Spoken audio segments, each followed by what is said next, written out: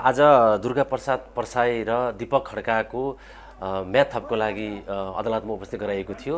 उहाँहरूको लागि राज्य विरुद्धको कसुरमा श्रीमान शिशिरराज ढकालको इजलासबाट 12 दिन म्याद थप भएको अवस्था छ भने दुर्गा प्रसाद परसाईको हकमा चाहिँ उहाँले म बिरामी छु भन्ने जिकिर लिएको हुनाले उहाँको जिकिरलाई सम्बोधन गर्दै इजलासबाट उहाँको सम्बन्धित चिकित्सकको सिफारिसमा उपचारको समेत प्रबन्ध गर्नु भनेर निर्देशन समेत भएको छ अनुसन्धान गर्ने निकायलाई।